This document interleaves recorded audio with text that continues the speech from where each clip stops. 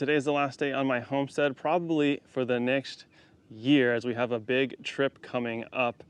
And I wanted to give you guys a little final tour of everything and all the different things that went into building this homestead. If you haven't seen my video, homesteading didn't make me happy, that kind of goes into a lot of the explanation of what was going on the last couple years for me and my feelings on everything and where we're going into the future, which go check out my new channel, Stephen Cornett. That's gonna cover all of my travel and interview, farm tours, and a whole bunch of other types of content that I'm excited to make for you that will, I think, show you some different perspectives from farmers, homesteaders, and business owners, and anything else I find interesting from Asia this year. So behind me is the field. You'll notice that the sheep are gone, but I got up to 26 sheep this year. It was really amazing.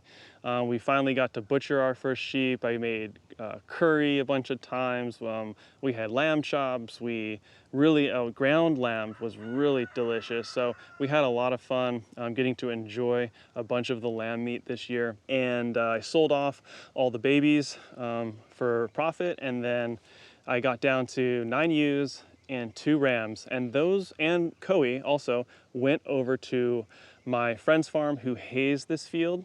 So he's going to be taking care of the sheep for me while I'm gone, and then when I come back, I'll either get them back, we'll put them back out in the field or in the Silvopasture, or maybe I'll do something else, because who knows what's going to happen a year from now. It's hard to plan very far into the future. And this year I also painted the barn. It was looking horrendous.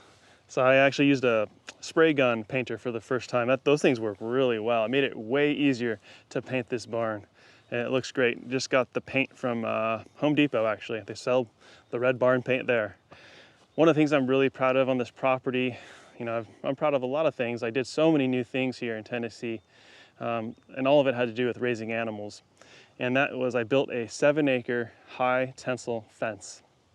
So, it's got gates. It's got 5 strands here. I did everything with metal T-posts because there was a fence here originally by the original owners, but it was just all screwed up. It needed to be all redone. So I got rid of all the wire, brand new wire, some brand new insulators. kencove.com is a great website that has a lot of the materials and everything. So we did, all the different H-braces and everything. I filmed how to do that. And I'm gonna put out a little mini course on that. So sign up for my email list down below if you'd like to find out when that's coming out so that you can watch the videos for that. I'll probably just put those videos up on my private website because building a fence, it's a lot of editing work and it's not gonna get very many views on YouTube, unfortunately, most likely. And then another thing that I set up was rainwater collection. So a lot of the year I water my sheep actually from the rainwater I collect, and I just carry it out there to their waterer in some plastic buckets. It's a good workout for me.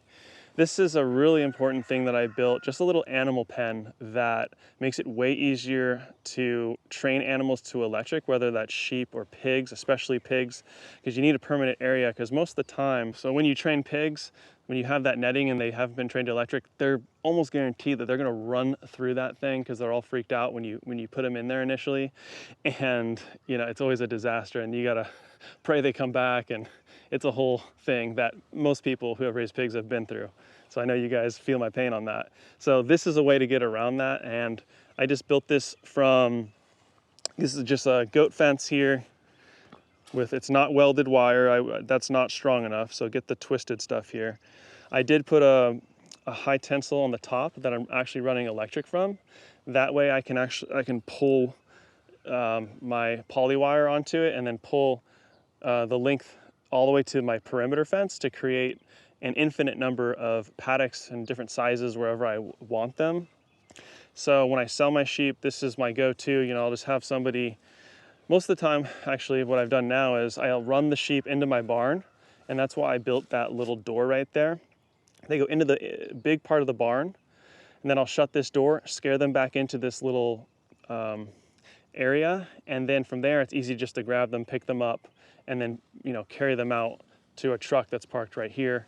Because I'm only dealing with a few sheep, so I don't need to have some super complex setup in order to do that. So then coming up here, it's a really hot day today, guys. Super hot. Summer is here. Over in this area, you might have seen other videos where I was building out a silvopasture. And it's now, I'd say it's 80% of the way there. What I'm gonna do this year is let all the grass, I'm not gonna put sheep in there obviously, so all the seed is gonna drop from all the different grass species that are in here.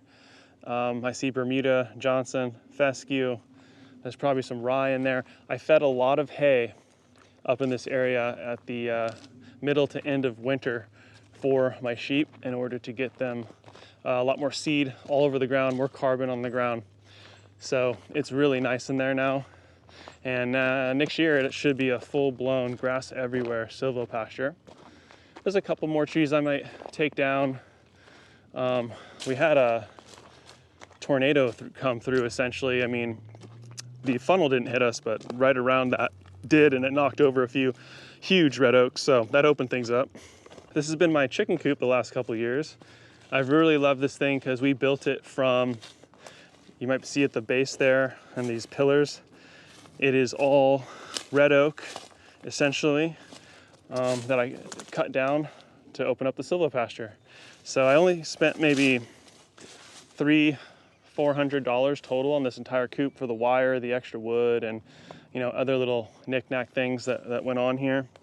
It's got an automatic coop door from Chicken Guard, and Chicken Run is another one. Those two brands are the ones I'd check into to see if you want to get one, but they're so easy and cheap to set up now that I'd highly recommend them, because this coop's set up for free ranging. They can hang out in here. You could have up to 20 chickens hanging out in there, but after many days, you would just want to keep adding carbon so that the poop doesn't build up. But this is set up for them to go out and to go explore and to get any food that they want to get to help maximize the nutrition of their eggs for us. And then I put a rollaway nest box on this thing.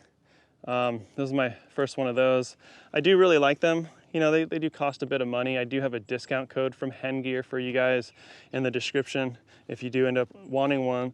But you can build one yourself. You can do it just like I did in San Diego, where you just have little cutouts. It doesn't have to roll back, but this makes it nice. If I want to go away for a while, the eggs will just roll back, because you guys know who raise chickens, if you just leave a bunch of eggs, you aren't collecting them every day, when the chickens go in the next day to sit on eggs, they end up breaking them. They make a mess. And this just makes it so easy. There's a little nesting pad in there you can just rip out and clean off. It's just super easy. If you've got the extra money, you don't want to deal with, it saves you the process of building the nesting boxes as well. Elderberry is looking great this year. I pruned it back a little bit. I tore off a bunch of stuff that was dead. It is a bit tall, so I need a ladder, but maybe next year I'll cut it down to nothing and let it kind of restart the process. But I get lots of great elderberries off that every year. This is one of the places I have different fruit trees and bushes planted. Got a fig tree. This comes back after winter. It'll die back in winter, and just like the bananas here. So I've put some cool kind of more tropical-y stuff in here. I've got some blueberries here. There's just wild blackberries along the back there that are starting to ripen. They're still red. I've got a pawpaw there. There's goji right over there. Another banana back there. What else did I put in here? I put a ginkgo tree planted over there. So I've got a lot of little fun things in here. Oh, this is cool. Got my pomegranate right there. It's survived 2 different winters, and it's getting bigger. It's getting there. So this is a spot that I love to free range my chickens here, and I feed them in this area a lot so that they're looking for bugs, they're scratching. They help maintain the weeds a little bit. I have to cut it a few times a year in the summer, but that's just a chop and drop mulch, green mulch, that's feeding my trees here, making the soil better, and then the chickens are adding their manure as they explore around in here as well. So that's just a great technique to help maintain and fertilize an area. You can, if I feed around the bananas, I could just dump a bunch of grain around that. They'll scratch it enough that I don't have to weed whack around it. Up top over here is my garden, and I've got some really wonderful renters that are renting our house out for the next year while we're gone. So they just planted a bunch of stuff in here. What'd they plant? They got rosemary, marigolds, cilantro, oregano, basil. Oh, looks like they threw runners in here. Cool. So they took some of the runners off the strawberries and then they replanted them here. It's scorching hot, so we'll see if any of those make it. What else they got? They did some peppers.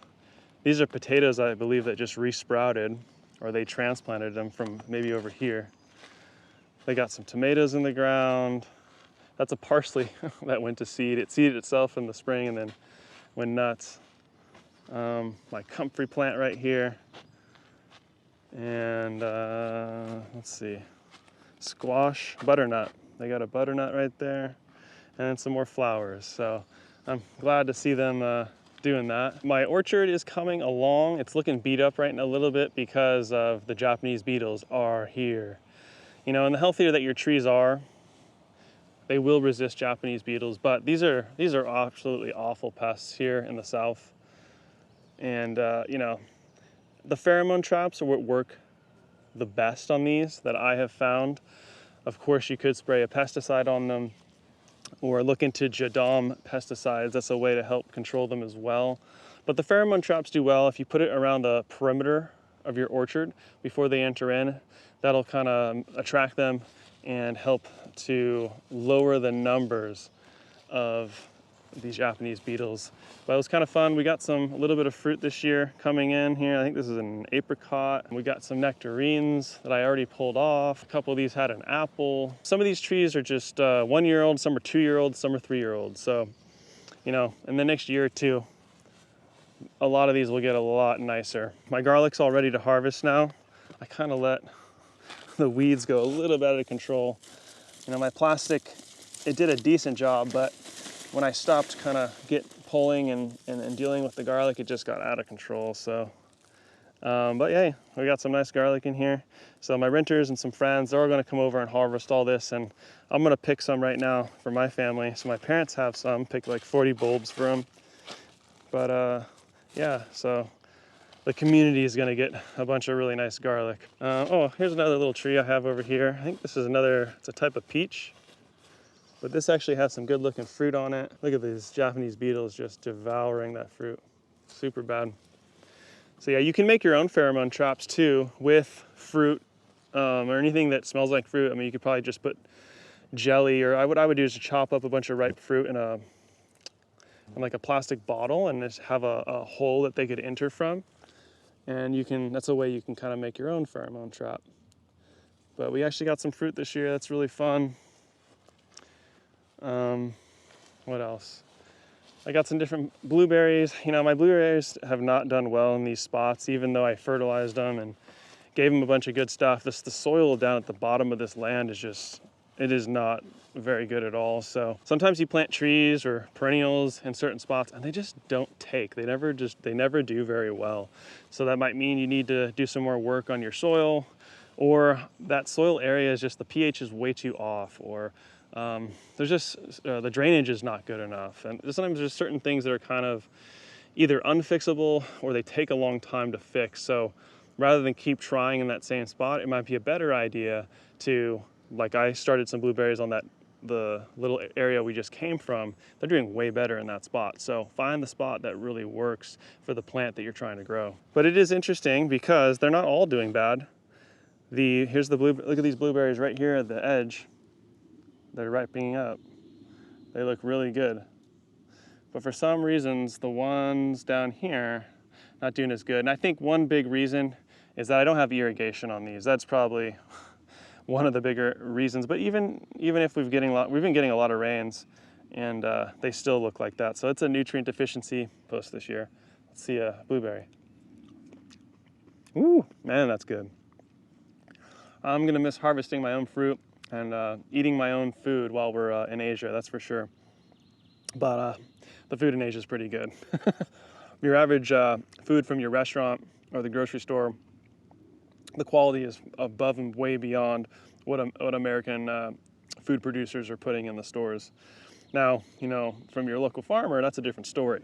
Now we're talking, if they're regenerative, it's next level food. Back behind me here, I never shared this with you guys because I'm working on a chicken butchering course. I have my chicken raising course, how to raise layers using Korean natural farming methods and other natural methods. But this is essentially a Joel Salatin tractor built with EMT conduit and a product called Maker Pipe. And I'll put a link in the description for them, but they're really cool. It's a way to combine EMT conduit and easily take it apart. So all of this is built with EMT, and then this plastic paneling here. You could use the plexiglass paneling or the metal paneling, whatever, any of that would work great. And I just drug it actually just through my orchard so that those chickens were able to get a whole bunch of good nutrition while fertilizing my trees. So sign up for my email list down below if you'd like to find out when that butchering course comes out. I'm gonna work on editing it while I'm in Asia. So then here's my mushroom logs that I've shown you guys. I've done a bunch of videos on how to do this, but this is an absolute you must do if you're a homesteader or you're even growing food in your backyard in a suburban area. Why not set up some of these? So you need to get logs from somewhere. You know, I'm able to get it from my own land, of course, but you might have a friend that has property there. They have trees falling down. Are you gonna cut them down? Oh, here we go. Some oysters right here.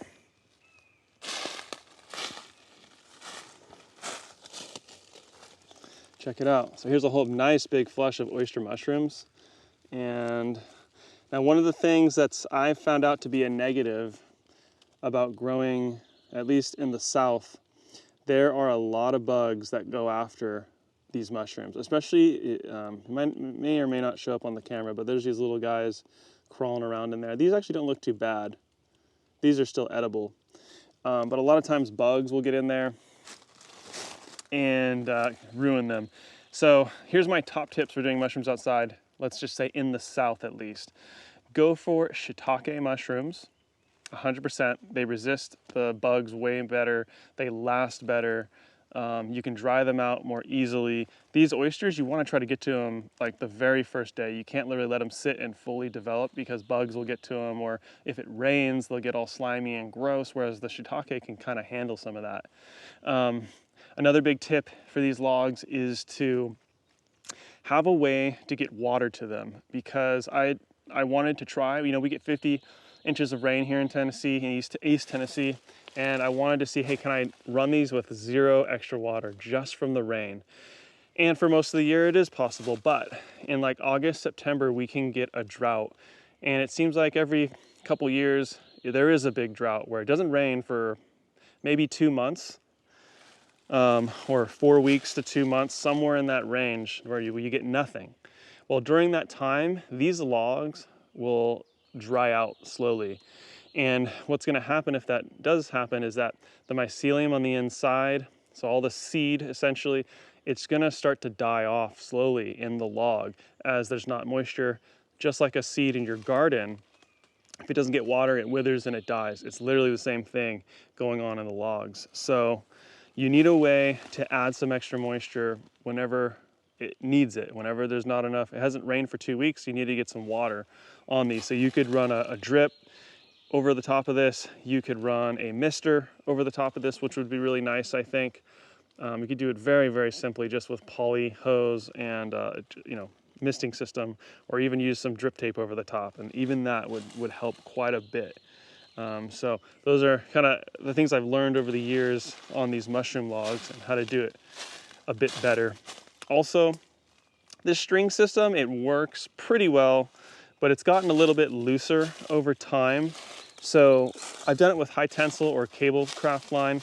I would just, if you're gonna use high tensile, I just like have a tightener on there so you can tighten it more and more if it gets looser. Sometimes they can fall over. So the log cabin way of stacking them, I think, is a really smart way to do it. And I just thought that harvesting it that way would be a little bit easier, so you don't have to reach over things, and there's more surface area all around, so you don't lose any mushrooms. But I would recommend trying the log cabin way. Do it both ways and see what you like So if you enjoy seeing my tour videos where I go visit other homesteaders and farmers and things like that, go subscribe to my new channel, Stephen Cornett.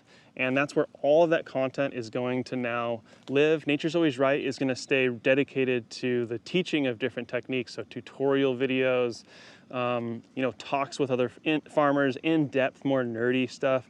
That's what I'm going to keep Nature's Always Right for, and keep the Stephen Cornett channel more storytelling, more, you know, introducing you to other people and other things that they're doing, especially traveling. So I'm excited to try to do some more creative stuff for you guys.